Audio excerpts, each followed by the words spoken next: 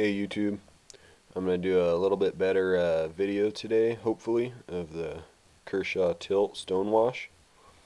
I've had this for, I'm not sure, a week or two now, and I've been carrying it quite a bit, and I really do like it. Yesterday I actually went to the Knife Expo in Pasadena, and I ended up not buying anything. Nothing there really caught my eye, and I mean, honestly, this tilt was, in my opinion, better than about everything there,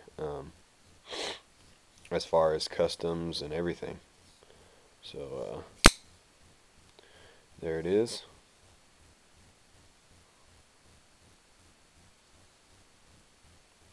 If you don't know, it is a carbon fiber handle with a liner and then a titanium locking side, titanium clip, adjustable from tip up, tip down, right side only.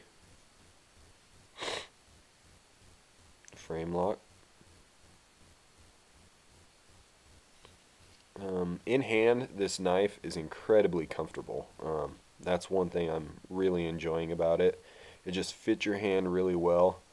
Everything is beveled on here. There's no sharp edges, nothing to give you hot spots. It just feels really good.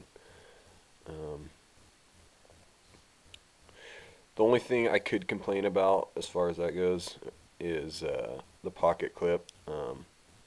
It is kind of a pain to put in and out of your pocket, but I'm getting the hang of it, and it's not too bad.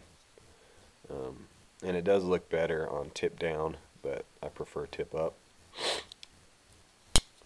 The knife does have a really strong detent. I can't shake it out, but it's not overly strong. It's perfect for the flipper.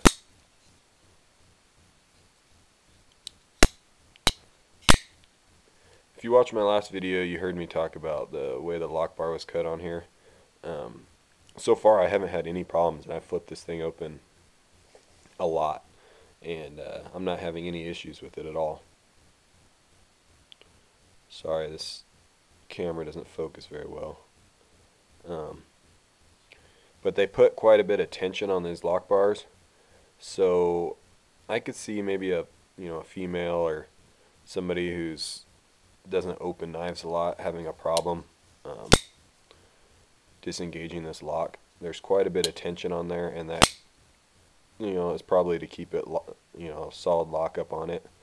And since it is beveled everywhere, there's no jimping on it like there is here on the 0200. 0200 is extremely easy to do because that jimping is really aggressive. I mean, not the 0200, the 0560. But there isn't any jimping here on the tilt, so it could be a little bit harder for some people.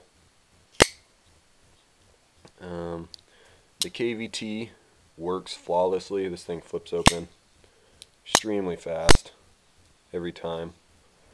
I found this knife works really well for opening boxes, packaging, with this type of straight blade and really sharp tip. It is a really fine tip, so you aren't going to want to use this thing for definitely no prying or anything like that. But it's been coming in really handy for packages, boxes, stuff like that. It hasn't seen any heavy use, but I have been EDCing it for light stuff. You could also cut food pretty good with this as well. I really haven't noticed any scratches on the titanium side, so this blasted finish is holding up really well. It is smooth, doesn't really provide any grip, but the ergonomics of this knife provide all the grip. I do think this knife would work really well as a self-defense knife, kind of like what the Yojimbo is meant for, but I think that, or Yojimbo, but I think this knife even better for it. It's got more reach, real comfortable. And even with this choil up here for close work, I actually find myself sitting back here quite a bit. The Vanax 75 seems to be holding up really well.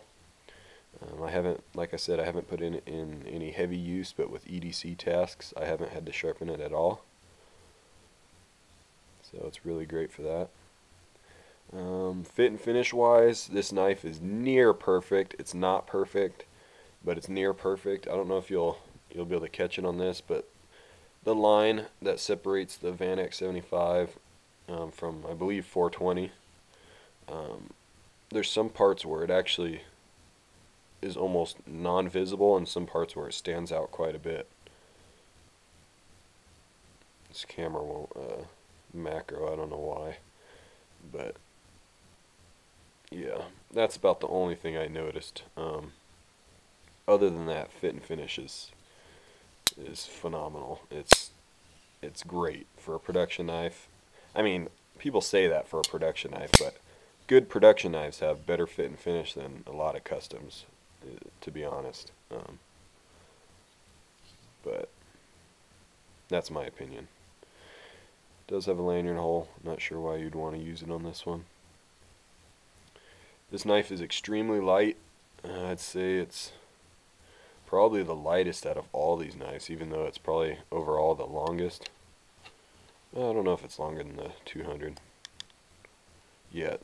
Yeah, definitely longer than the 200. And it is probably still the lightest knife out of all of these right here. You can get a size comparison next to a large Sebenza 21. Zero tolerance 0200. And zero tolerance 0560.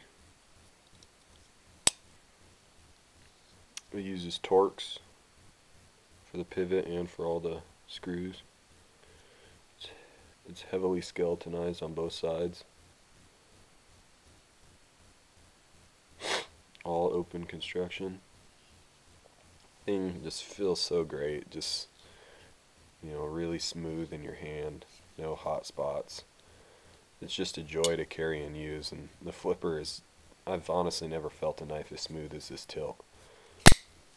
The 0560 probably is as smooth, but you don't get the feeling that it is just because, like I said, it's really hard cut, real aggressive. So, you know, kind of makes you feel like it's not as smooth just because it's so aggressive, which in all reality it probably is. This thing locks up like a freaking rock. Listen to that.